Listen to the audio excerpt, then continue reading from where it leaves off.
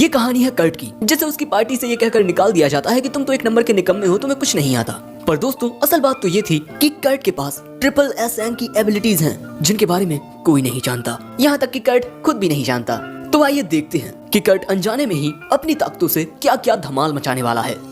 कहानी की शुरुआत में हमें बताया जाता है कि फेनर, जो कि एक एस रैंक मॉन्स्टर है, वो अकेला ही पूरे एक गांव को तबाह करने की ताकत रखता है और इसीलिए उसे हराने के लिए एक गांव के लोग द फ्लेमिंग ड्रैगन फैम नाम की पार्टी को हायर करते हैं। तभी हम देखते हैं कि एक बंदना नाम की लड़की उस मॉन्स्टर को अपनी रस्सी से बांध लेती है, पर वो मॉन्स्टर अपनी ताकत से बंदना को दूर फेंक देता है। सो तभी एक प्रीस्टेस बंदना को हील कर देती है। बंदना फिर से उस मॉन्स्टर को बांध लेती है, जिसके बाद इनका लीडर गोल्डनोवा अपनी फ्लेमिंग स्वॉर्ड से उस मॉन्स्टर को खत्म कर देता है। वैसे इन तीनों के अलावा इनकी पार्टी में एक और बंदा होता है, पर वो किसी काम का नहीं होता, और यही नाकारा लड़का है हमारा मेन कैरेक्टर कर्ट, जिसे सिर्फ घर के काम करना ही आता है। अब अगले सीन में हम इन सभी को खाना खाते हुए देखते हैं। कर्ट इनके लिए खाना बना रहा था, पर तभी बंदना कहती है कि आज हम कर्ट के हाथ का बना खाना आखिरी बार खाने वाले हैं। ये बात सुन वो पूछता है कि बंदना क्या कह रही है। गोल्डनोवा कहता है, मैं तुम्हें निकाल रहा हूँ क्योंकि तुम्हें घर के काम के अलावा कुछ नहीं आता।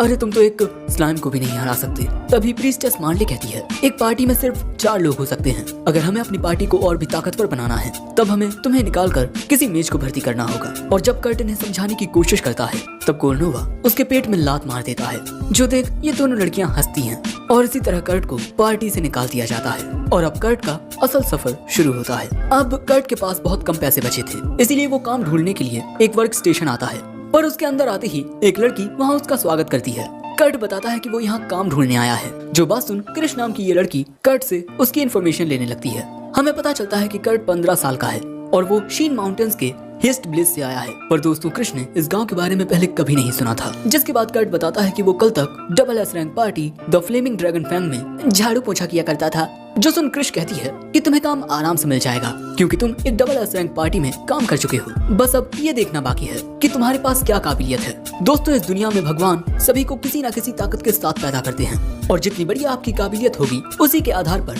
आपको रैंक दी जाएगी। साथ ही दोस्तों कम रैंक वाला बंदा अपनी तलवार से लोहे को नहीं काट पाएगा, पर बड़ी रैंक का बंदा ये काम आसानी से कर लेगा। और कर्ट को भी लग रहा था कि उसके पास भी कोई गजब की काबिलियत होगी, पर भाई उसकी सारी रिपोर्ट्स रैंक जी की आती हैं। भाई के पास लड़ाई की कोई काबिलियत नहीं है। सो क्रिश कहती है कि शायद से तुम्हारे पास क्राफ्टमैनशिप की काबिलियत हो, पर उसकी जांच 1 हफ्ते बाद ही हो पाएगी, क्योंकि हमारा टेक्नीशियन छुट्टी पर है। पर कर्ट बताता है कि उसके पास बिल्कुल भी पैसे नहीं हैं, इसीलिए क्रिश अब कर्ट से कुछ बोरियां उठाने को कहती है। कर्ट बोरी उठाने की कोशिश करता है, पर एक ही बोरी उसे बहुत ज्यादा भारी लगती है। पर क्रिश देख लेती है कि कर्ट थोड़ा बहुत तो कंस्ट्रक्शन का काम कर ही लेगा। क्रिश बताती है कि टाइकून के मार्ग्रेविएट में एक फ्रंटियर टाउन है, जहाँ कंस्ट्रक्शन का काम चल रहा है। क्या तुम वहाँ काम करना चाहोगे? कर्ट कहता है, हाँ बिल्कुल। अगले सीन में कर्ट उस जगह पर काम करने के लिए पहुँच जाता है।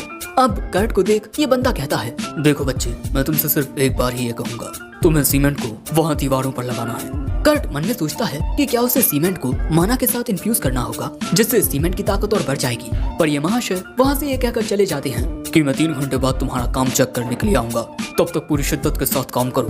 कर्ट को लगता है कि इन महाशय ने सीमेंट को माना के साथ इन्फ्यूज करने की बात कर्ट को इसीलिए नहीं बताई, क्योंकि उनकी नजरों में कर्ट किसी काम का नहीं है। फिर कर्ट अपना काम करना शुरू करता है, लेकिन 3 घंटे बाद जब वो महाशय आकर काम देखते हैं, तब उनकी आंखें फटी की फटी रह जाती हैं, क्योंकि कर्ट एक तरफ की पूरी दीवार का काम कर चुका था।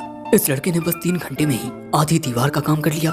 वो कर्ट से पूछते हैं कि उसने ऊपर का काम कैसे किया, क्योंकि वहाँ पहुँचने के लिए यहाँ कोई सीढ़ियाँ नहीं है। कर्ट बताता है कि उसने यहीं से सटीक निशाना लगाकर सीमेंट को फेंका और उसके बाद बड़ी सी लकड़ी से सीमेंट को दबा दिया। अब जो कर्ट ने कहा उसे मानना बहुत मुश्किल है, पर महाशय अपनी आंखों से सब देख रहे हैं। वो कर्ट से पूछते हैं, तुम कब तक यहाँ काम करोगे?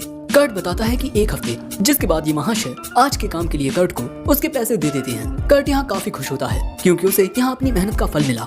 और दोस्तों ऐसे ही 3 दिन बाद हम देखते हैं कि कर्ट इस पूरी दीवार का काम कर चुका है, और यही देख लोग बहुत हैरान होते हैं कि इतनी बड़ी दीवार का काम इतने कम वक्त में कैसे हो सकता है। और यहाँ पर ये महाशय भी कर्ट को जाने के लिए कह देते हैं, क्योंकि ये दीवारों का काम उन मजदूरों के लिए था जो मेहनत करके पैसा कमा सकते थे। पर कर्ट इतनी तेजी से काम करता है कि दूसरों को देने के लिए पैसे बचते ही नहीं। और मुझे तो तुम्हारी काबिलियत डबल एस रैंक की लगती है, नहीं ट्रिपल एस रैंक की। और ये कहकर वो वहाँ से चले जाते हैं। और कर्ट को लगता है कि वो महाशय कर्ट से पीछा छुड़वाना चाहते थे, इसीलिए उन्होंने कर्ट से कुछ भी बोल दिया। जिसके बाद कर्ट फिर से वर्क स्टेशन आता है और क्रिश यहाँ कुछ नहीं कर सकती क्योंकि इनका टेक्नीशियन अब तक वापस नहीं आया। तभी यहाँ हम एक लड़की को रिसेप्शनिस्ट के साथ थोड़ी बहस करते हुए देखते हैं, इसीलिए क्रिश उसके पास आकर पूछती है कि क्या हुआ। रिसेप्शनिस्ट बताती है कि इन मोहतरमा को एक असिस्टेंट चाहिए, पर ये उस असिस्टेंट को उसके पैसे तभी देंगी जब इनका काम सक्सेसफुल होगा। ये मोहतरमा बताती है कि अगर इन्होंने एक हफ्ते में अपना काम पूरा नहीं किया तब कुछ लोग इनके माउंटेन पर कब्जा कर लेंगे। सो तभी कर्ट वहाँ आकर कहता है, मैं आपका ये काम करने के लिए तैयार हूँ। अब मोहतरमा कर्ट जैसे बच्चे से काम नहीं करवाना चाहती थी, पर उनके पास भी कोई दूसरा चारा नहीं था, इसीलिए ना चाहते हुए भी वो कर्ट को अपना असिस्टेंट बना लेती हैं। जिसके बाद कर्ट उन मोहतरमा के साथ जाने लगता है। उसके जाते ही हम देखते हैं कि क्रिश ये सोचने लगती है कि कर्ट कितना अच्छा है और वो कितना प्यारा भी है। पर तभी उसकी कलीग उसे बताती है कि कर्ट ने कंस्ट्रक्शन का जो काम किया है उसका पेचेक आ चुका है। पर ये देख क्रिश के होश उड़ जाते हैं कि कर्ट का ये पेचेक 200 गोल्ड कॉइन का होता है। और इसी हैरानी में वो इन बोरियों से टकराकर गिर जाती है। और दोस्तों इसके बाद हमें पता चलता है कि ये बोरियां वजन उठाने के लिए नहीं है, बल्कि ये चेक करने के लिए हैं कि किस शख्स के अंदर कितना माना है। जिसके अंदर जितना ज्यादा माना होगा ये बोरियां उस शख्स के लिए उतनी ही ज्यादा भारी रहेंगी। और जब क्रिश एक बोरी को उठाती है तब उसे ये भारी तो लगती है, पर इतनी भारी नहीं जितनी कर्ट को लगी थी। वहीं दूसरी ओर कर्ट इन मोहतरमा के साथ था और इन मोहतरमा का नाम यूलिशिया है। दोस्तों अब शाम हो चुकी है। यूलिशिया कर्ट को उस जगह लेकर आती है जहाँ इसने टेंट लगाया हुआ था।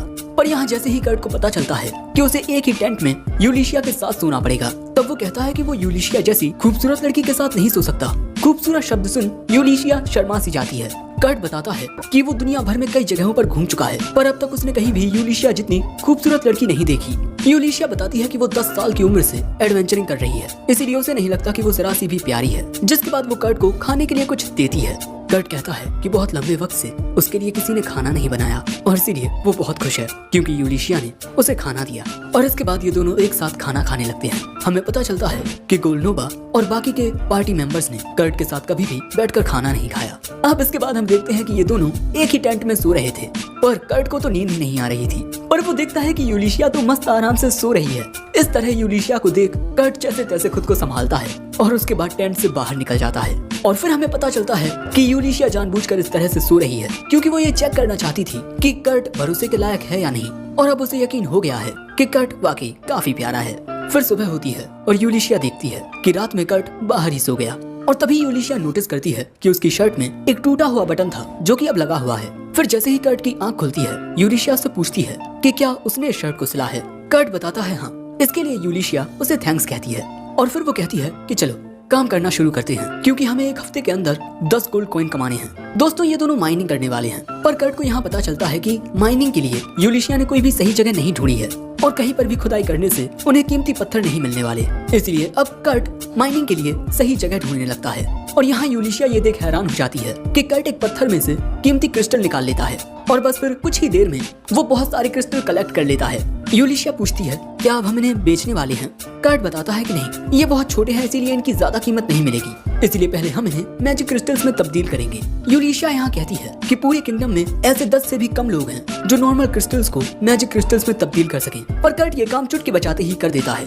यूलिशिया हैरान होकर कहती है क्या इतनी जल्दी? एक छोटे क्रिस्टल को भी मैजिक क्रिस्टल में तब्दील करने के लिए 1 घंटा लगता है और तुमने इतनी जल्दी कर लिया।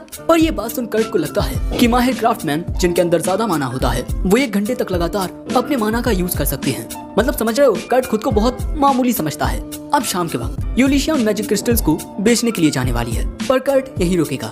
वो यहाँ कुछ काम करना चाहता है। अब यहाँ से जाते हुए यूलिशिया मन में कहती है कि ये कितना क्यूट है। पर जब यूलिशिया इन्हें बेचने आती है तब एक सैनिक उससे पूछता है कि इन क्रिस्टल्स को मैजिक क्रिस्टल में किसने तब्दील किया। सो यूलिशिया उसे अपना बैच दिखाती है। इस बैच को देख वो गार्ड समझ जाता है कि यूलिशिया एक ऐसी एडवेंचरर है जो डायरेक्टली रॉयल फैमिली के अंडर काम करती है। और फिर वो यूलिशिया से कुछ नहीं पूछता। जिसके बाद यूलिशिया एक दुकान में आती है इन मैजिक क्रिस्टल्स को बेचने के लिए। उन्हें देख ये लड़की कहती है ये तो बड़े नॉर्मल से लगते हैं, इनकी कीमत कुछ खास नहीं होगी। पर अगले ही पल में वो वहाँ से चली जाती है। यूलिशिया मन में कहती है मुझे लग ही रहा था कि इनकी कीमत कुछ ज्यादा नहीं होगी, आखिर कर्ट एक बच्चा है। पर तभी ये लड़की आकर बताती है कि वो एक क्रिस्टल 10 गोल्ड कॉइन में खरीदने के लिए तैयार है क्योंकि इस छोटे से क्रिस्टल में किसी दूसरे मैजिक क्रिस्टल के मुकाबले 10 गुना ज्यादा माना है। और क्योंकि यूलिशिया के पास 49 क्रिस्टल्स होते हैं इसलिए उसे मिलते हैं 500 गोल्ड कॉइन्स। पर यहाँ ये लड़की कहती है कि देखो इन मैजिक क्रिस्टल्स को तुम सिर्फ मेरी दुकान पर बेचना क्योंकि दूसरी दुकानें इन क्रिस्टल की सही कीमत नहीं समझेंगी और इसके अलावा हमारा किंगडम भी नहीं चाहेगा कि इतने खास क्रिस्टल्स ऐसे ही नॉर्मल लोगों के पास मिले। और इसके अलावा मुझे ये बताओ कि आखिर ये क्रिस्टल बनाए किसने हैं, क्योंकि इतने बेहतरीन क्रिस्टल बनाने वाला शख्स डायरेक्टली किंगडम के लिए काम कर सकता है, पर यूलिशिया कहती है कि वो शख्स की परमिशन के बिना उसके बारे में किसी को नहीं बता सकती। सो अब ये लड़की कहती है कि यूलिशिया, रॉयल कोर्ट की मेज होने के नाते मैं तुम्हें आदेश देती हूँ कि तुम मुझे इसके बारे में बताओ। जिस पर यूलिशिया कहती है कि मैं एक एडवेंचरर हूँ, ना कि किसी की नौकर, मैं तुम्हें ये नहीं बता सकती बस। इसीलिए अब ये लड़की यूलिशिया से नहीं पूछती, पर वो उससे कह देती है कि तुम उस शख्स को मेरे ऑफर के बारे में बताना। इतने बेहतरीन क्राफ्टमैन को हमारे महाराज एक अच्छा ओहदा दे सकते हैं। अब इसके बाद यूलिशिया सीधी क्रिश के पास आती है और यहाँ ये दोनों एक दूसरे से एक ही सवाल पूछती हैं कि मैं तुमसे कर्ट के बारे में कुछ पूछना चाहती हूँ। यूलिशिया के पूछने पर क्रिश कहती है, माफ करना, पर हम किसी को भी अपने क्लाइंट्स की पर्सनल इन्फॉर्मेशन नहीं दे सकते। सो यूलिशिया अपना बैच दिखाती है, जिसके बाद उसे पता चलता है कि Kurt the flaming dragon fang की पार्टी का एक मेंबर था, पर उसकी रैंक सिर्फ जी है। पर फिर यूलिशिया ये देख हैरान हो जाती है कि कर्ट को उसके कंस्ट्रक्शन काम से 200 गोल्ड कॉइन्स मिले हैं और ये काम उसने बस 3 दिन में कर लिया था। अब ये सब जानने के बाद यूलिशिया कहती है कि ये गोल्ड कॉइन्स भी कर्ट के अकाउंट में डिपॉजिट कर देना, और रॉयल फैमिली के अंडर डायरेक्टली एडवेंचरिंग करने के नाते मैं तुम्हें एक आदेश देती हूँ, तुम कर्ट के बारे में किसी को भी कुछ नहीं बताओगी। फिर इसके बाद जब यूलिशिया अपनी टेंट वाली जगह पर पहुंचती है, तब वो ये देख हैरान हो जाती है कि वहाँ पर कर्ट एक छोटा सा घर बना चुका है। यूलिशिया कर्ट से पूछती है कि उसने इतने कम वक्त में एक घर कैसे बना लिया। सो कर्ट बताता है कि उसके होम टाउन में सभी लोग ये बहुत आसानी से कर लेते हैं, और ये बात सुन यूलिशिया के तोते उड़ जाते हैं।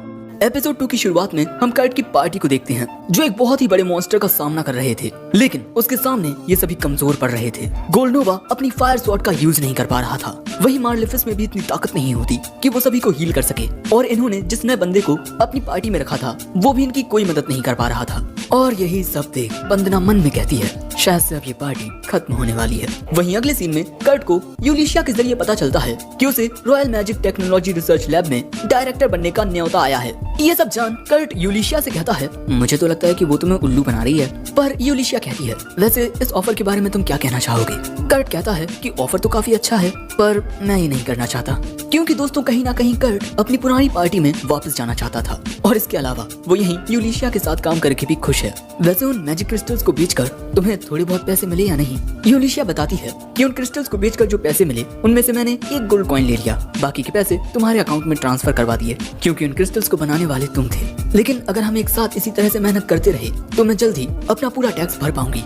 कर्ट कहता है कि तुम इसकी चिंता मत करो, ये सब मैं संभाल लूंगा। सो यूलिशिया कहती है, पर कर्ट शायद से तुम कल सही से सो नहीं पाए। जिस पर कर्ट बताता है कि उसके लिए बस 6 घंटे की नींद ही काफी है। ये बात सुन यूलिशिया सोच में पड़ जाती है कि क्या 6 घंटे सो लिया, पर इस लकड़ी के घर को बनाने में तो इसे काफी वक्त लगा होगा। यूलिशिया को इस तरह देख कर्ट को लगता है कि उसने थोड़ा ज्यादा सो लिया, क्योंकि अपनी पुरानी पार्टी में उसे बस 4 घंटे ही सोने को मिलते थे। इसीलिए अब वो कहता है, ज्यादा आराम करके मैंने अपना वक्त जाया किया है, इसीलिए अब मैं और मेहनत करूंगा। ये बात सुन यूलिशिया कहती है?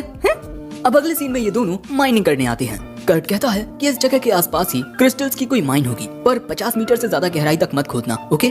वहीं कर्ट उस जगह पर खुदाई करने जाएगा जहां उन्हें कल वो बड़े से क्रिस्टल्स मिले थे, और यही बताकर कर्ट यहाँ से चला जाता है। अब अगले सीन में शाम हो जाती है और हम देखते हैं कि काफी खुदाई करने के बाद यूलिशिया को आखिरकार एक बड़ा सा क्रिस्टल मिल जाता है। यूलिशिया कहती है कि वो कर्ट की मदद से इसे मैजिक क्रिस्टल में तब्दील करवा लेगी, जिसके बाद ये काफी महंगा बिकेगा, पर मैं इस बात का ध्यान रखूंगी कि मैं उससे ये काम फ्री में ना करवाऊं।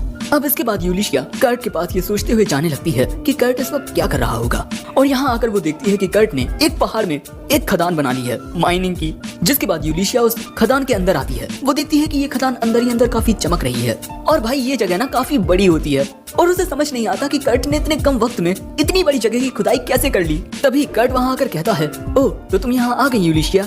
वो कहती है, हाँ, वैसे अब तक तुम्हें यहाँ क्या मिला?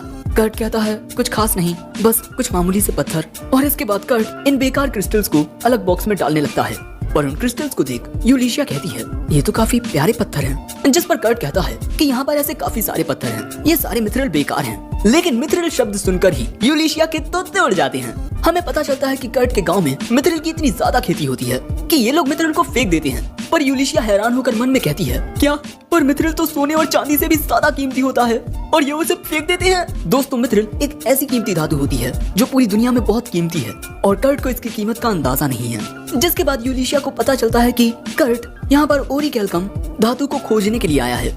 ओरिकैल्कम ऐसी धातु जिसे ईश्वर का धातु कहा जाता है। यूलिशिया कहती है, पर इनका मिलना तो लगभग नामुमकिन होता है। कर्ट कहता है नहीं, 7 किलोमीटर की खुदाई करने पर यह धातु आराम से मिल जाती है। जिसका मतलब दोस्तों कर्ट ने 8 घंटों में 7 किलोमीटर गहराई तक खुदाई कर ली और फिर वो वापस भी आ गया। यूलिशिया कहती है क्या? और फिर उस 7 किलोमीटर गहरे गड्ढे का क्या हुआ? कर्ट बताता है कि उसने उसे भर दिया। यूलिशिया का मानसिक संतुलन हिल जाता है। इसने 8 घंटों में 7 किलोमीटर गहराई तक खुदाई कर ली, ये वापस भी आ गया और उस 7 किलोमीटर गहरे गड्ढे को भर भी दिया।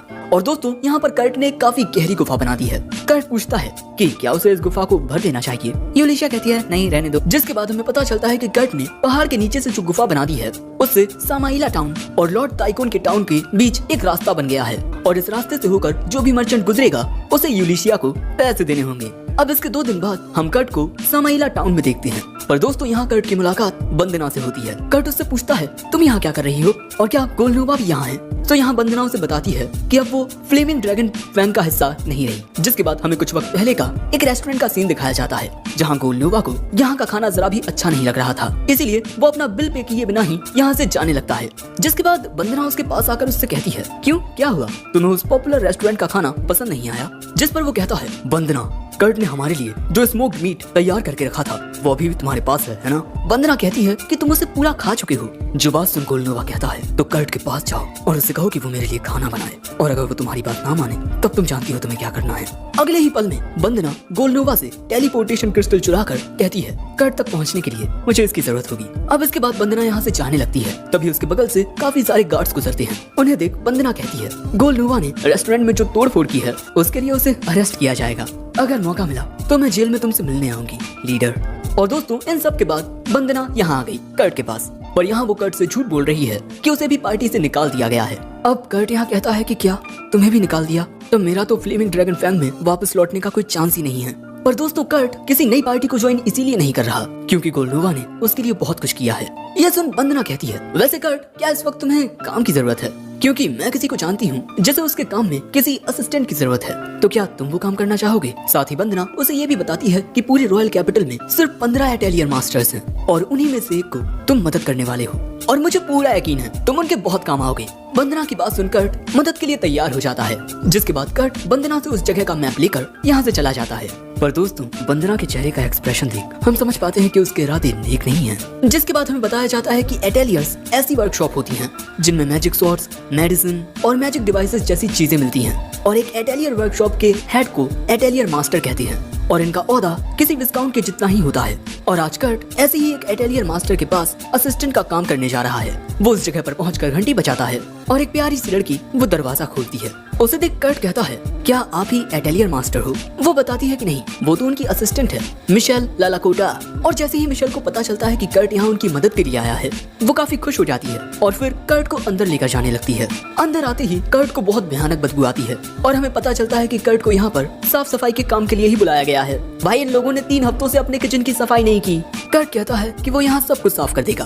तभी मिशेल की मास्टर उसे आवाज लगाती है, इसलिए वो वहाँ से चली जाती है और इसके बाद भैया कर्ट सफाई करने के लिए तैयार हो जाता है। और दोस्तों अगले ही पल में पूरा का पूरा किचन साफ हो जाता है मात्र 30 मिनट में। और क्योंकि अब कर्ट के पास कुछ भी करने को नहीं होता इसीलिए वो मिशेल को ढूंढने लगता है।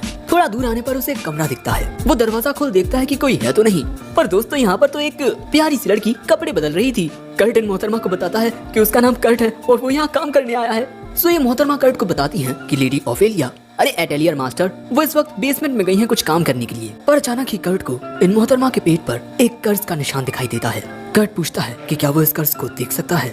इस कर्ज को देखकर कर्ट समझ जाता है कि ये कर्ज इन मोहतरमा के इंटरनल ऑर्गन्स को डैमेज कर रहा है। लेकिन तभी अचानक भूख की वजह से इन मोहतरमा का पेट गुड़गुड़ करता है। जो सुन कर्ट कहता है मैं आपके लिए कुछ खाने को बना देता हूँ। जिसके बाद कर्ट किचन में आता है और अब जाकर उसे एहसास होता है कि वो एक मोहतरमा की बॉडी को देख रहा था बिना वस्त्रों के और इसी बारे में सोचते हुए बेचारा गिर पड़ता है। दूसरी ओर यूलिशिया मिमिको से पूछती है कि इसकी कीमत कितनी है। यहाँ पर यूलिशिया मिथ्रिल और ओरिकैल्कम को बेचने आई है और इसकी कीमत मिमिको 50,000 गोल्ड कॉइन बताती है। जिसके बाद यूलिशिया पूछती है कि अगर कर्ट के बारे में बाहर लोगों को पता चल गया तब उसके साथ क्या होगा। वो बताती है कि या तो उसे किडनैप कर लिया जाएगा या मार दिया जाएगा। यूलिशिया कहती है मैंने सुना है कि उसे फ्लेमिंग ड्रैगन फैंग पार्टी से निकाल दिया गया है। मिमिको पूछती है तो अब तुम उसके साथ क्या करोगी। यूलिशिया बताती है कि वो कर्ट को एक एटेलियर मास्टर बनाना चाहती है और फिर वो खुद उसकी बॉडीगार्ड बन जाएगी। पर दिक्कत यह है कि कर्ट को खुद अपनी काबिलियत का पता नहीं है। दूसरी ओर कर्ट उन मोहतरमा के लिए खाना बना चुका था। तभी वहाँ मिशेल आती है लेडी ऑफेलिया के साथ। कर्ट उनसे कहता है, मुझे माफ कीजिएगा, मैंने आपका किचन आपकी परमिशन के बिना यूज किया। वैसे मैं ये खाना उस लड़की के लिए बना रहा हूँ जिसका कमरा पीछे है। पर ये बात सुनते ही लेडी ऑफेलिया उससे कहती है, तुम उस लड़की के बारे में किसी से कुछ बात नहीं करोगे, ओके? और आज के लिए तुमने बहुत काम कर दिया, ये लो पैसे, अब तुम कल आना। और जितने पैसे लेडी ऑफेलिया कर्ट को देती हैं, वो कर्ट को बहुत ज्यादा लगते हैं। जिसके बाद कर्ट उन्हें लेकर यहाँ से चला जाता है। पर उसके जाते ही ये कहती है, आखिर मुझसे ये गलती कैसे हो गई? एक आउटसाइडर ने आखिर उनसे बात कैसे की? पर अभी के लिए मुझे अपना ध्यान उस कर्ज को हटाने पर देना होगा। जिसके बाद हम देखते हैं कि लेडी ऑफेलिया इन मोहतरमा के लिए वही खाना लेकर आती हैं और इसके बाद वो इन मोहतरमा को ढंग से कपड़े पहनाने लगती हैं, क्योंकि इन मोहतरमा को ढंग से कपड़े पहनना आता ही नहीं। ये काम इनके लिए शुरू से ही कोई और करता आया है। पर तभी फिर से इनका पेट गुड़गुड़ करने लगता है।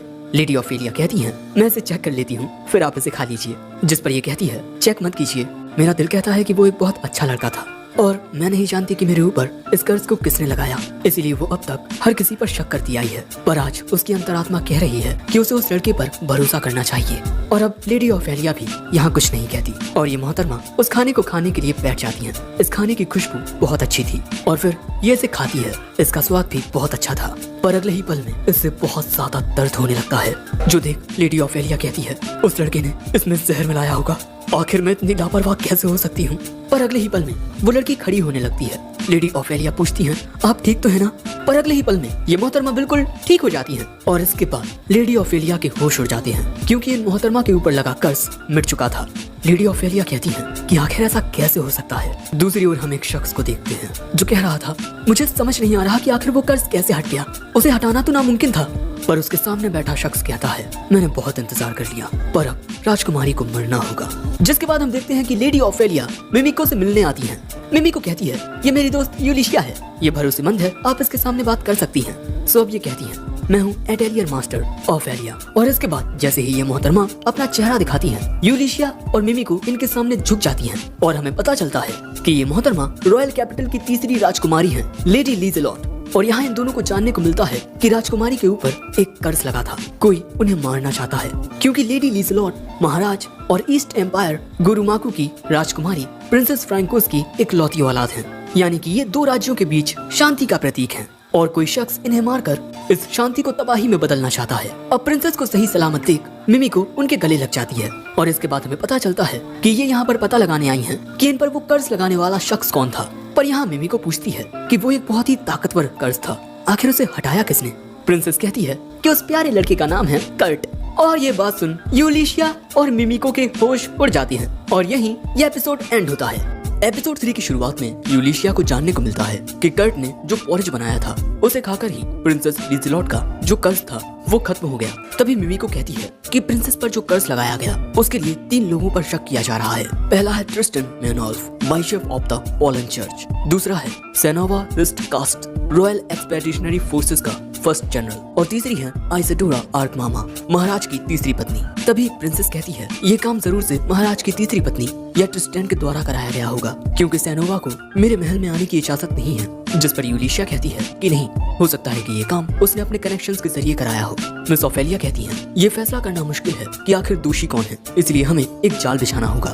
प्रिंसेस ली से कुछ दिन पहले ही 15 साल की हुई है, यानी कि अब वो राजमहल छोड़कर 1 साल के लिए ट्रेनिंग करने के लिए जा सकती हैं और इसीलिए हम एक ऐसा एटेलियर क्रिएट करेंगे जो असल में एग्जिस्ट ही ना करता हो और प्रिंसेस ली से उसी के साथ ट्रेनिंग करेंगी। जिसके बाद जो असली गुनहगार होगा वो उस एटेलियर मिस्टर के बारे में इंफॉर्मेशन इकट्ठा करेगा और क्योंकि वो एटेलियर मिस्टर असल में एग्जिस्ट ही नहीं करता होगा, तो जब कल्प्रिट उसके बारे में इंफॉर्मेशन इकट्ठा करेगा तब वो पकड़ा जाएगा। लेकिन उस नकली एटेलियर मिस्टर में कुछ तो खास बात होनी ही चाहिए। जो बात सुन यूलिशिया मिस ऑफेलिया को कर्ट के द्वारा बनाया हुआ मैजिक क्रिस्टल दिखाती हैं, पर ये बात जान के इस मैजिक क्रिस्टल को कर्ट ने बनाया है, इनके होश ही उड़ जाते हैं। अब अगले दिन जब कर्ट काम करने आता है तब उसे ये जगह बंद दिखाई देती है। सो तभी मिशेल कर्ट को आकर बताती है कि आज उसकी मास्टर यहाँ नहीं है, इसीलिए कर्ट आज यहाँ काम नहीं कर पाएगा। ये बात सुन बेचारा कर्ट उदास हो जाता है, उसे लगता है कि उसने फिर से कुछ गड़बड़ कर दी है। पर इसके बाद कर्ट एक रेस्टोरेंट में खाना खाने को आता है पर तभी यहाँ वो कुछ लोगों को बहस करता हुआ देखता है। ये आदमी कहता है डॉक्टर ने कहा है कि उसे 1 हफ्ते तक आराम करने की जरूरत है और हमारे बोझ ढोने वाले के बिना हम इस नए मिशन को पूरा नहीं कर सकते। पर इन मोहतरमा का कहना होता है कि हमें उसके बिना ही इस मिशन को पूरा करने की कोशिश करनी चाहिए। ये बात सुनकर इनके पास आकर कहता है अगर आपको एक बोझ ढोने वाला चाहिए तो मैं ये काम करने को तैयार हूँ। पर ये लड़की कहती है ये तुम क्या बोल रहे हो, तुम जैसा एक बच्चा हम सबके सामान का बोझ नहीं ढो पाएगा। ये आदमी उसे मारते हुए कहता है तुम मुझसे ज्यादा बड़ी नहीं हो। लेकिन मेरी छोटी बहन का कहना बिल्कुल सही है, क्योंकि हमारे इस मिशन में हमें आयरन गोलेम्स का शिकार करना है जिनका वजन 200 केजी से भी ज्यादा होता है। ये सुनकर कहता है कि वो 200 केजी वजन उठा सकता है और अपनी बात को साबित करने के लिए वो इनके एक टीम मेंबर को उठाकर भी दिखा देता है, जो देख ये दोनों हैरान हो जाते हैं। पर अगले ही पल में कर्ट इस दूसरे आदमी को भी उठा लेता है जिसने 150 केजी का ये मेटल आर्मर पहना हुआ है और कर्ट की ताकत देख लोग वहाँ तालियां बजाने लगते हैं। अब इसके बाद हमें इन लोगों का इंट्रोडक्शन मिलता है। इन महाशय का नाम है डेंजो, जो कि एक समुराई है, साथ ही इस पार्टी के लीडर भी। और इसका नाम है कंस, जो कि एक हैवी वॉरियर है और उसकी स्पेशलिटी मुक्के मारना है। और ये मोहतरमा है साइना, एक रेंजर। और इनकी पार्टी का नाम है साकुरा। वैसे इनकी पार्टी का जो चौथा मेंबर है बोझ ढोने वाला, उसका नाम बिबिनोके है, पर इस वक्त वो जरा बीमार है, इसलिए डॉक्टर ने उसे आराम करने को कहा है। कर्ट भी बताता है मेरा नाम कर्ट है और मुझे अपने साथ आने देने के लिए शुक्रिया। जो सुन कंस कहता है तो कर्ट अब सब तुम्हें ही संभालना है। जिसके बाद ये सभी लोग आगे बढ़ते हैं, पर कर्ट से एक स्लाइम चिपक जाता है, बेचारा। ये देख साइना कहती है अरे तुम इसका कोर तोड़ दो और ये खत्म हो जाएगा। पर ऐसा करते हुए कर्ट खुद को ही जख्मी कर लेता है। इसी वजह से साइना को ही उसकी मदद करनी पड़ती है। कर्ट कहता है मुझे माफ कर दो, मैं किसी काम का नहीं हूँ। जिस पर ये दोनों कहते हैं कि तुम चिंता मत करो, क्योंकि लड़ने का काम हमारा है और इस मिशन के दौरान हम तुम्हें सुरक्षित रखेंगे। कर्ट देखता है कि इन लोगों ने उस पर गुस्सा नहीं किया। ये लोग फ्लेमिंग ड्रैगन फैंग से कितने ज्यादा अलग हैं। जिसके बाद ये लोग एक गुफा के अंदर आते हैं। हम देखते हैं कि साइना यहाँ एक मैजिकल पाउडर का यूज करके चारों ओर रोशनी कर देती है। तभी कर्ट को कुछ दिखाई देता है। साइना उसे बताती है कि ये गॉब्लिन की पॉटी है, यानी कि गॉब्लिन्स भी यहाँ हैं। और दोस्तों गॉब्लिन्स काफी ताकतवर होते हैं। सो कंस कहता है कि तुम चिंता मत करो, हम 1-2 गॉब्लिन्स को तो आराम से हरा देंगे और अगर यहाँ ज्यादा गॉब्लिन्स हुए तब हम यहाँ से भाग लेंगे। इसके बाद ये सभी इस डंजन की गहराई में आते रहते हैं। पर तभी कर्ट कुछ नोटिस करता है और इससे पहले कि यहाँ वो कुछ कहता, अचानक ही इनके सामने एक गॉब्लिन आ जाता है जिसे ये लोग आसानी से खत्म कर देते हैं। पर इसके बाद वहाँ से बहुत सारे गॉब्लिन्स की आवाजें आने लगती हैं। ये सब समझ जाते हैं कि यहाँ बहुत सारे गॉब्लिन्स हैं और इतने सारे गॉब्लिन्स का सामना ये लोग नहीं कर पाएंगे। लेकिन अब बाहर जाने के रास्ते पर भी गॉब्लिन्स की आवाजें आ रही हैं, यानी कि ये लोग यहाँ फंस चुके हैं। सो तभी कर्ट ने बताता है कि यहाँ एक सीक्रेट रास्ता है। ये कहते हैं कि बहुत अच्छे कर्ट। जिसके बाद कर्ट और साइना इस खुफिया रास्ते में आ जाते हैं, पर तुरंत ही साइना इस दरवाजे को बंद कर देती है। कंस और डेंसो अभी बाहर थे, वो यहाँ अंदर नहीं आए क्योंकि इतने सारे गॉब्लिन्स से यहाँ से बच निकलना नामुमकिन है। इसीलिए वो दोनों यहीं रुककर गॉब्लिन्स का सामना करेंगे। जो जान कर्ट कहता है मैं भी तुम्हारे साथ लड़ाई करूंगा। साइना चिल्लाकर कहती है तुम एक स्लाइम को तो हरा नहीं पाए, आखिर तुम क्या ही कर पाओगे। अगर तुम उनके साथ रहे तो तुम्हारी वजह से उन्हें बस दिक्कत आएगी। दोस्तों साइना को इस तरह देख कर्ट समझ जाता है कि साइना भी उन दोनों का साथ देना चाहती है, पर वो इतनी ताकतवर नहीं है। तभी कंस कहता है कर्ट साइना का ख्याल रखना। डेंजो कहता है कहीं तुम अपने फैसले पर पछताओगे तो नहीं कंस। वो कहता है बिल्कुल भी नहीं, अपनी छोटी बहन को बचाते हुए मैं मर भी जाऊं तो कोई गिला नहीं। डेंजो कहता है हाँ बिल्कुल, हम अपने दोस्तों के लिए अपनी जान भी दे सकते हैं। ये सुन कर्ट कहता है मैंने अब तक इनके लिए कुछ नहीं किया और ये मुझे अपना दोस्त मान रहे हैं। तभी साइना कहती है मुझे यकीन है कि वो दोनों बच जाएंगे। और इसके बाद वो अपनी जादुई राख से इस जगह पर भी उजाला कर देती है। पर अगले ही पल में हम देखते हैं कि साइना के होश उड़े हुए थे, क्योंकि इनके सामने था एक बहुत ही बड़ा आयरन ड्रैगन गोलेम। वहीं दूसरी ओर हम यूलिशिया को देखते हैं, जो प्रिंसेस लिज़ेलॉट को इस होटल में लेकर आई हैं, जहां कर्ट रुका हुआ है। यूलिशिया कहती है आप ये बात कर्ट को मत बताना कि आप एक प्रिंसेस हो, समझी। वो कहती है कि हाँ बिल्कुल, क्योंकि कर्ट के लिए मैं बस एक मामूली लड़की हूँ, ली से। और वैसे तुम भी मुझे ली से बुला सकती हो यूलिशिया। जिस पर वो कहती है तो आप भी मुझे यूली कहकर बुलाइए। जिसके बाद ये दोनों कर्ट के कमरे में आती हैं, पर कर्ट यहाँ नहीं होता। एक आवाज इन्हें बताती है कि इस वक्त कर्ट साकुरा नाम की पार्टी के साथ एक मिशन पर गया हुआ है। दोस्तों ये आवाज वंदना की थी, पर जैसे ही यूलिशिया बाहर आती है उसे वहाँ कोई दिखाई नहीं देता। तभी ली से आकर पूछती है कि वो आवाज किसकी थी। यूलिशिया कहती है पता नहीं, लेकिन अगर ये बात सच है तब वो बहुत बड़े खतरे में है, क्योंकि साकुरा पार्टी जिस मिशन पर गई है वो नॉर्थ ईस्ट की एक गुफा है जिसमें बहुत सारे गॉब्लिन्स रहते हैं। इसलिए अब मैं कर्ट को ढूंढने जा रही हूँ और तुम यहीं रहना। पर ली से कहती है नहीं, मैं भी तुम्हारे साथ चलूंगी। जिसने मेरी जान बचाई है मैं उसकी जान खतरे में नहीं रहने दे सकती। और इसीलिए यूलिशिया लीजे की बात मान जाती है और ये दोनों निकल पड़ती हैं कर्ट को बचाने। जिसके बाद ये दोनों इस गुफा में पहुंचती हैं। यहाँ लीसे को कर्ट के पैरों के निशान दिखते हैं। यूलिशिया कहती है तुम्हें कैसे पता कि ये उसके पैरों के निशान हैं? पर जैसे ही लीसे को पैरों के निशान दिखना कम होते हैं वो अपने मैजिक का यूज करती है। इस मैजिक की मदद से आपकी चीजों को सेंस करने की क्षमता बढ़ जाती है। पर दोस्तों लीजे की सूंघने की क्षमता बढ़ी हुई है। वो कर्ट की गंध सूंघते हुए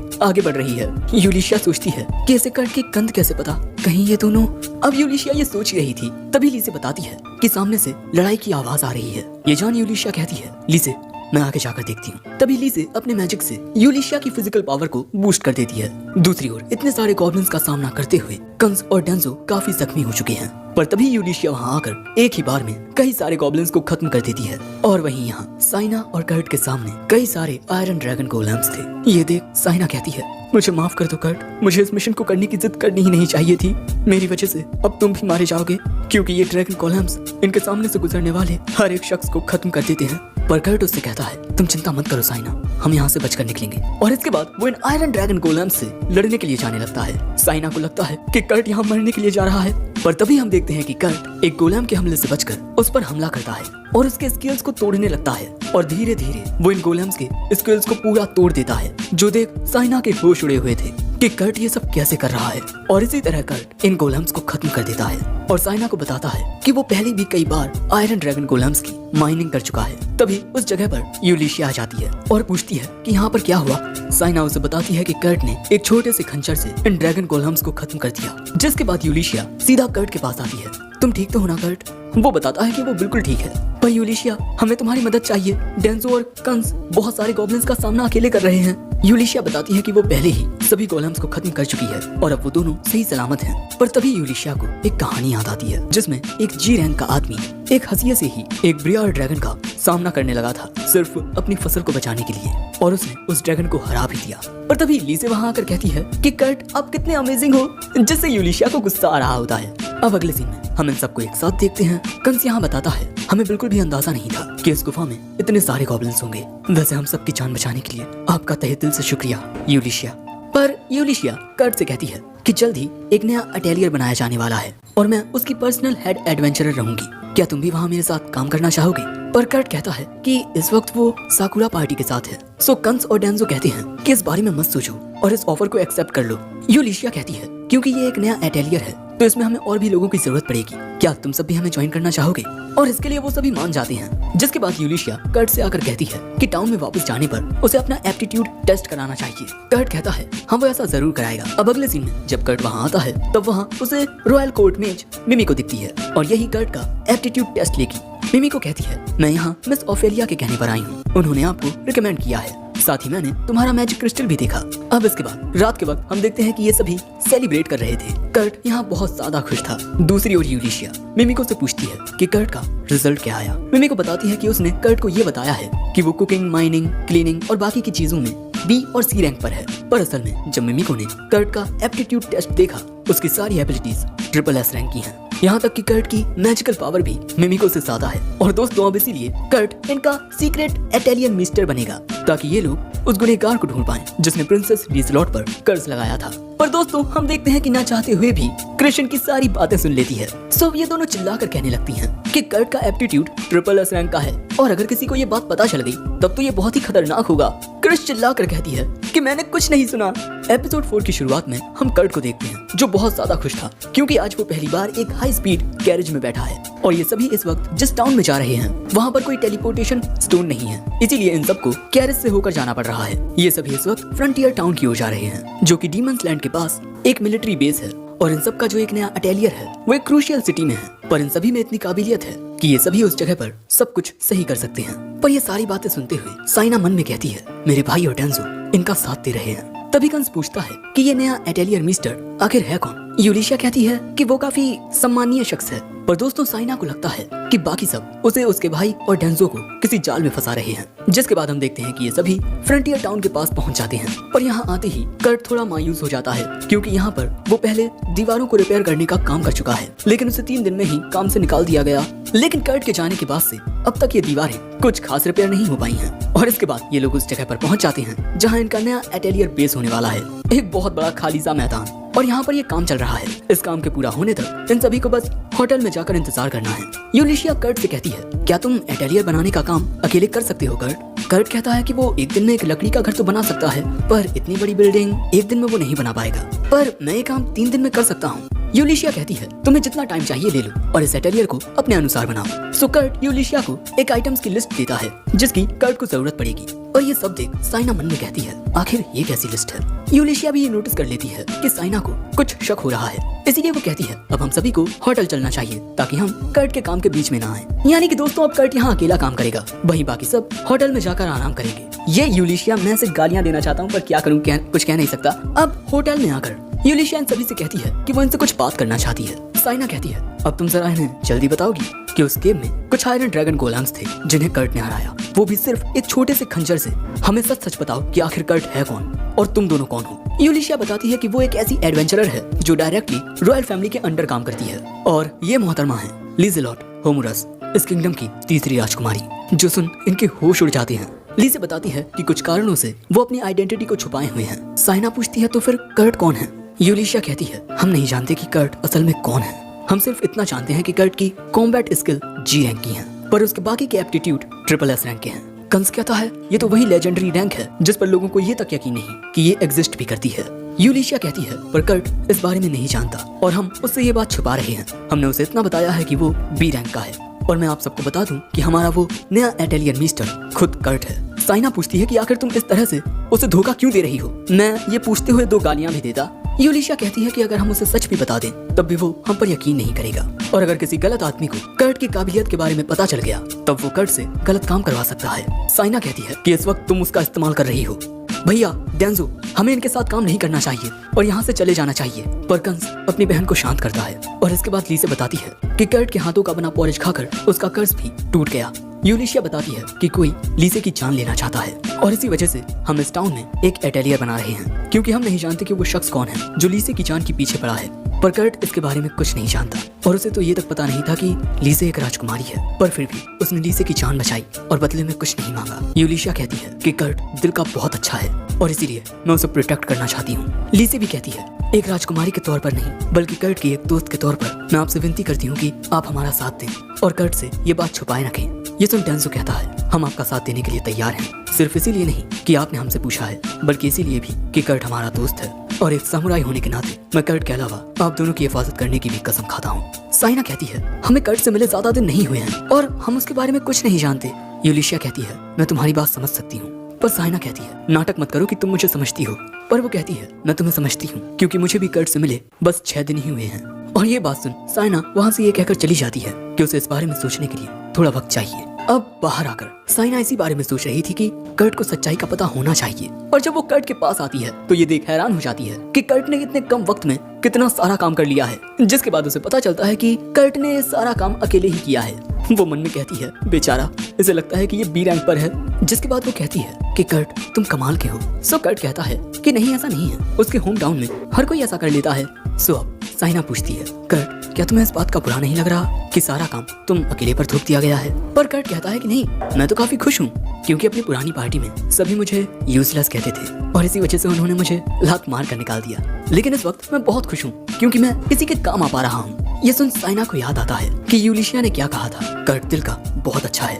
और अब साइना भी खुश हो जाती है क्योंकि वो सब कुछ समझ चुकी है। वो कहती है हम दोस्त है ना कर्ट। अब अगले सीन में हम डेंजो को देखते हैं जिसके पीछे कोई बैठा हुआ था। वो लड़की कहती है आपका वो चौथा पार्टी मेंबर बिबिनोके एक कमीना शख्स है जो अपनी पार्टी के साथ गद्दारी करता है। अब तक वो कई सारी पार्टीज में रह चुका है और उसने इस गुफा में जाने का क्वेस्ट इसीलिए चुना क्योंकि वो साकुरा पार्टी को खत्म करना चाहता था और इसी वजह से वो बीमारी का बहाना बनाकर तुम लोगों के साथ नहीं आया। ये सब जानने के बाद डेंजो उस लड़की को उसके काम के पैसे दे देता है, जिसके बाद वो लड़की यहाँ से चली जाती है। फिर हमें एक बार दिखाया जाता है जहाँ एक शराबी एक वेट्रेस के साथ बदतमीजी कर रहा था, जिसके बाद हमें पता चलता है कि इसी का नाम बिबिनोके है, साकुरा पार्टी का चौथा मेंबर। और ये इस बात से परेशान था कि उस मिशन के बाद भी साकुरा पार्टी बच गई, लेकिन अगली बार मैं उन सबको खत्म कर दूंगा।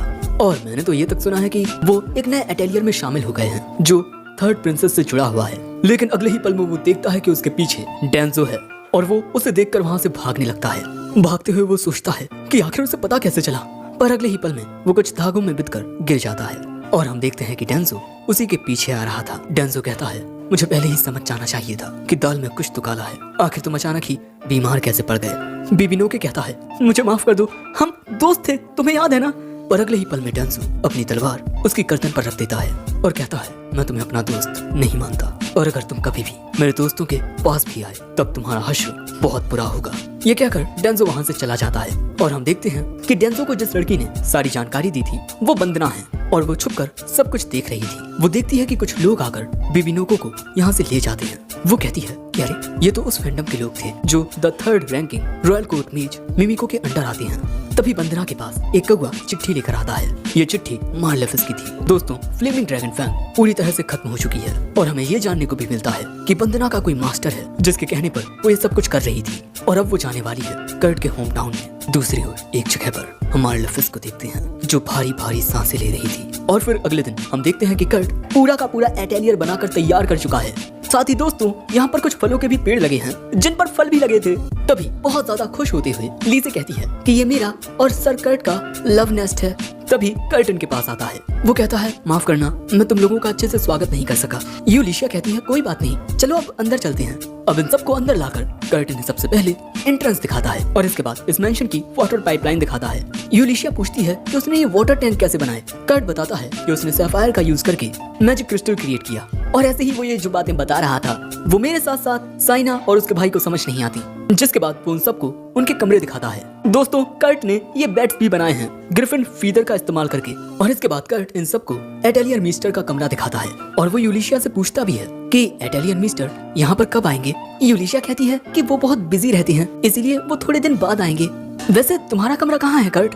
कर्ट बताता है कि उसे सिर्फ घर के काम करने हैं इसीलिए वो किचन के पास एक छोटा सा एरिया है वहीं सो जाया करेगा। जिस पर ये सभी कहते हैं कि नहीं, तुम ऐसा नहीं करोगे और वो सभी कर्ट से एटेलियर मिस्टर का कमरा इस्तेमाल करने को कहते हैं क्योंकि एटेलियर मिस्टर तो यहाँ कुछ दिन बाद आएंगे ना, तब तक तो कर्ट यहाँ रह ही सकता है। जिसके बाद ना चाहते हुए भी कर्ट को इन सब की बात माननी पड़ती है और वो एज अ केयरटेकर इस कमरे में सो जाया करेगा, लेकिन सिर्फ तभी तक जब तक एटेलियर मिस्टर यहाँ आते नहीं। जिसके बाद यूलिशिया पूछती है, वैसे कर्ट, क्या तुमने इस मेंशन के चारों ओर एक ऐसा बैरियर बना लिया है जो कर्सेस से बचाए रखे?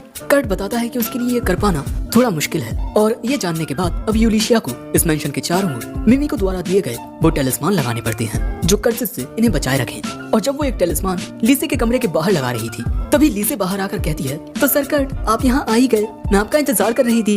यूलिशिया पूछती है, आप इतनी रात में कर्ट का इंतजार क्यों कर रही थी? हाँ, लीसे कहती है, क्यों, क्या हुआ, तुम्हें जलन हो रही है? यूलिशिया पैनिक होते हुए कहती है कि आप ये कैसी बात कर रही हैं?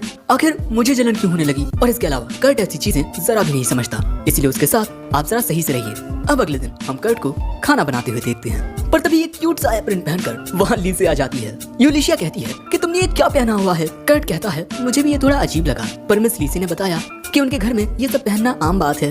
तभी लीसे बताती है कि उसने पीछे कपड़े पहने हुए हैं पर इसी दौरान यहाँ साइना आ जाती है। वो कहती है उसे भूख लगी है। कर्ट कहता है, हाँ, बस खाना बनकर तैयार हो ही गया है। जिसके बाद कर्ट इन सबसे पूछता है, तुम लोग चाय पियोगे या कॉफी?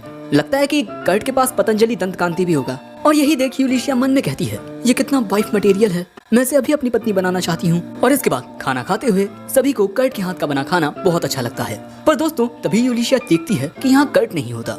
लीसे बताती है कि कर्ट मेंशन के आसपास पड़े कचरे की साफ सफाई कर रहा है। ये बात सुन यूलिशिया परेशान होकर कर्ट के पास जाने लगती है। वो आकर देखती है कि कर्ट दरवाजों पर लगे इन टेलिस्मानों को साफ कर रहा है और वो इन्हें साफ भी कर लेता है। जो देख यूलिशिया हैरान हो जाती है क्योंकि मिमिको ने उसे बताया था कि एक बार लगने के बाद इन टेलिस्मानों को कोई नहीं हटा सकता और इसी वजह से यूलिशिया घुटनों पर बैठ जाती है। कर्ट पूछता है कि आखिर ये निशान बनाए किसने होंगे? यूलिशिया कहती है कि ये काम जरूर से स्क्रॉलर्स का होगा। ये छोटे से ब्रश का इस्तेमाल करके ये छोटा सा प्राणी अजीब सी चित्रकारी करता है। और कर्ट यूलिशिया की बात पर यकीन भी कर लेता है। पर दोस्तों, अब यूलिशिया के पास और टेलिस्मान नहीं होते जो कर्सेस से लीसे की हिफाजत कर सके और मिमिको के पास से टेलिस्मान लाने में कुछ दिन लग जाएंगे। तब तक क्या मैं उसे प्रोटेक्ट कर पाऊंगी? और इसी सवाल के साथ ये पार्ट एंड होता है। वैसे वीडियो पसंद आया हो तो लाइक करना और कमेंट करके जरूर बताना कि तुम्हें ये वीडियो कैसा लगा और क्या तुम्हें इसका नेक्स्ट पार्ट चाहिए। मैं मिलता हूँ जल्दी एक नए। तो हेलो दोस्तों, आप सबका स्वागत है मेरे एक और न्यू ब्लॉग में। दोस्तों, मैं जाने वाला हूँ सऊदी अरेबियन सौदा पर, तो चलो चलते हैं।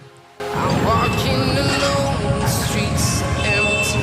The only thing I can see is my own silhouette. I'm getting stronger, step by step. The clock is ticking, but there's no time for regrets. I've been flying from town to town, from London to Taiwan. I've been all around the globe, trying to protect your soul.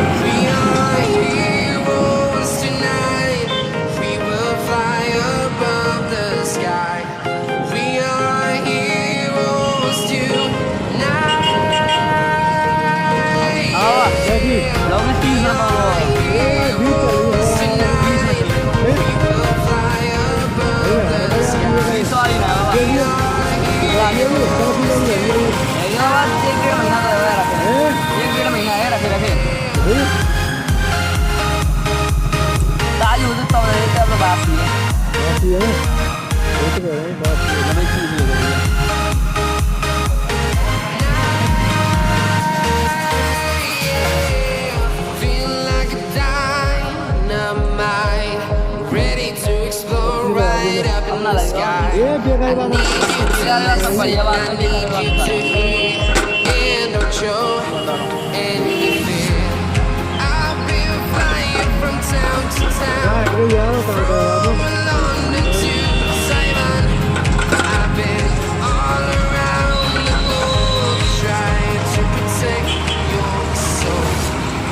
We are heroes tonight. We will fly above the sky. We are heroes tonight. We are heroes tonight. We will fly above the sky. We are heroes tonight.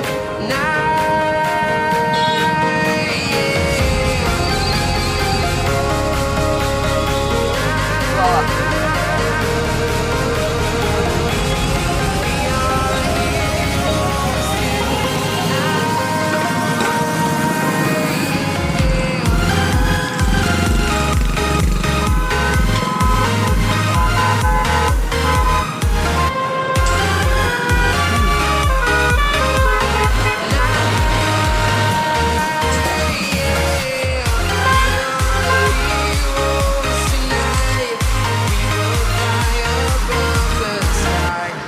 We are heroes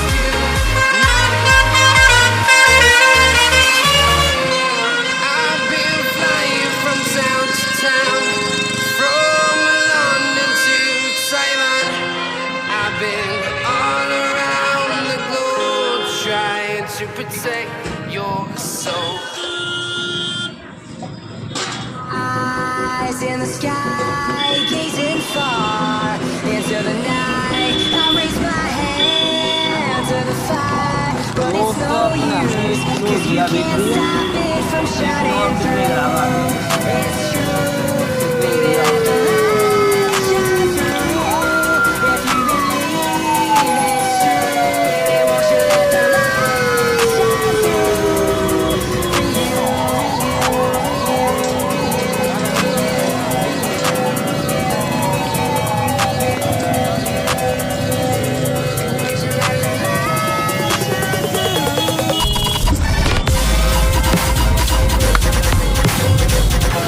you,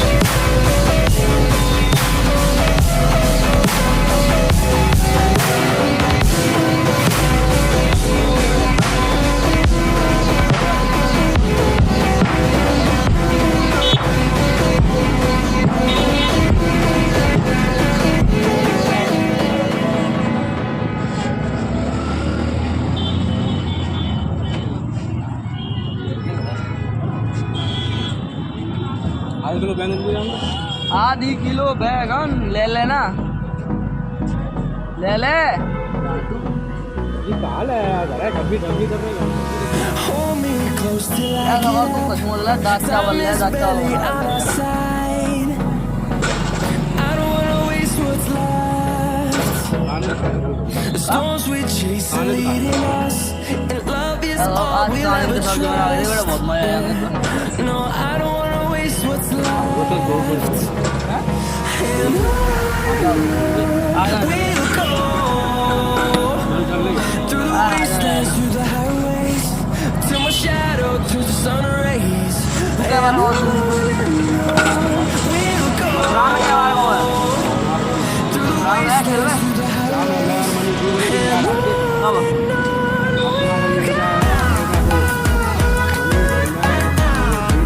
कौन से में?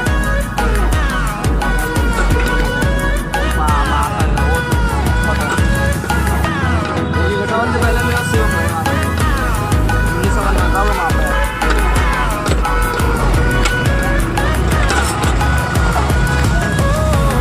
जान गया, पानी गिरा हुआ है।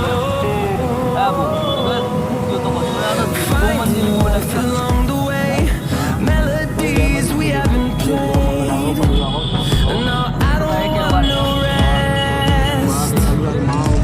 Echoing around these walls, fighting to create a song.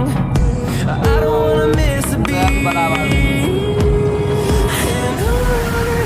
अब पानी में ऐसे अंदर जाओ ना नाक Through the wastelands, through the highways, till my shadow turns to sun rays. देखा बहुत कम कर जो 25 साल तो बनाए हो बहुत बनाए हो। Through the wastelands, through the highways, and on we'll go.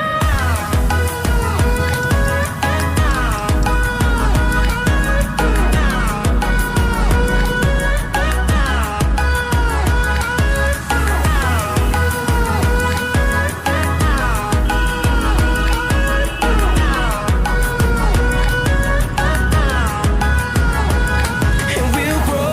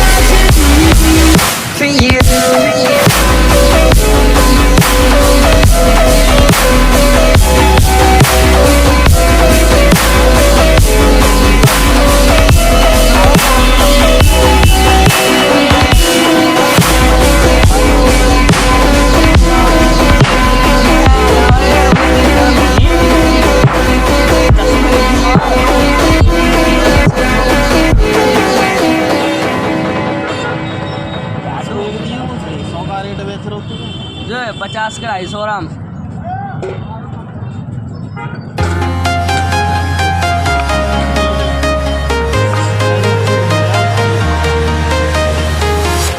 I'm walking alone, the streets are empty. The only thing I can see is my own silhouette. I'm getting stronger, step by step. The clock is ticking, but there's no time for regrets. I've been flying from town to town, from London to Taiwan. I've been all around the globe, trying to protect your soul. We are heroes tonight. We will fly above the sky. We are heroes tonight. Yeah. We are heroes tonight. We will fly above the sky. We are heroes tonight.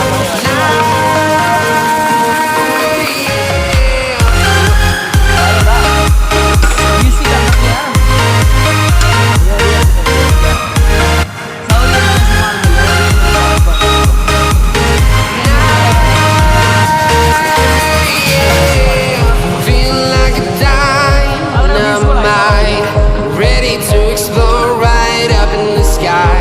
I need you to listen, I need you to hear, and don't show any fear.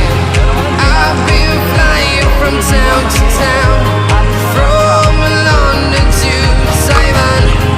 I've been all around the globe, trying to protect your soul. We are heroes tonight. We will fly above the sky. We are heroes tonight. Yeah. We are heroes tonight. We will fly above the sky. We are heroes tonight.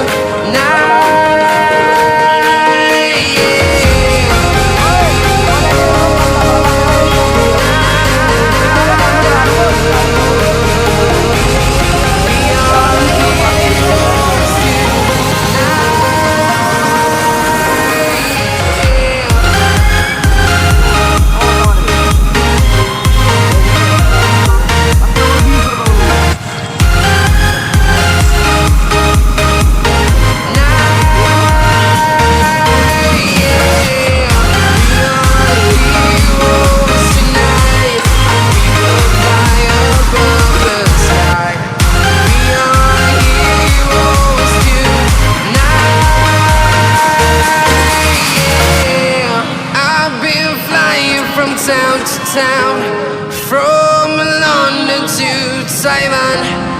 I've been all around the globe, trying to protect your soul.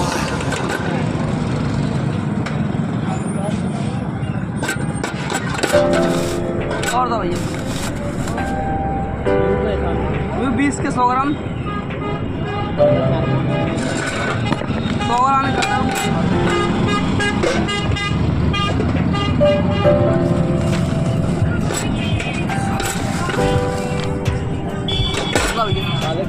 पालक 40 रुपये।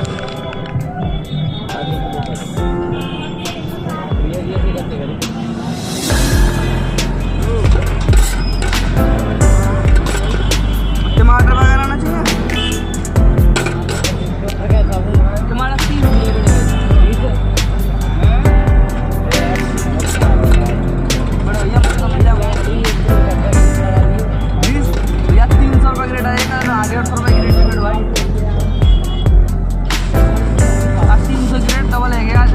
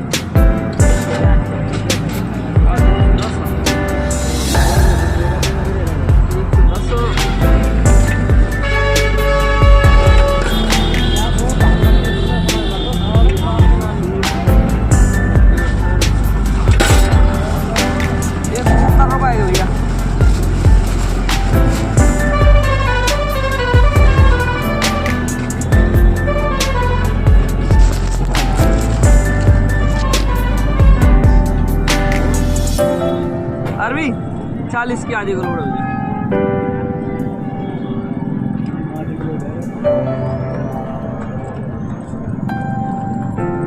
लेके नहीं आया वो, लेके नहीं आया वो। हाँ अदरा 20 की 250 ग्राम।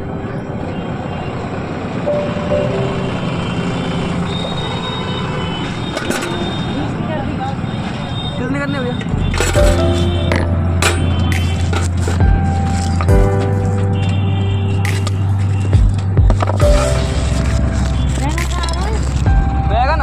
बैगन 40 रुपये किलो।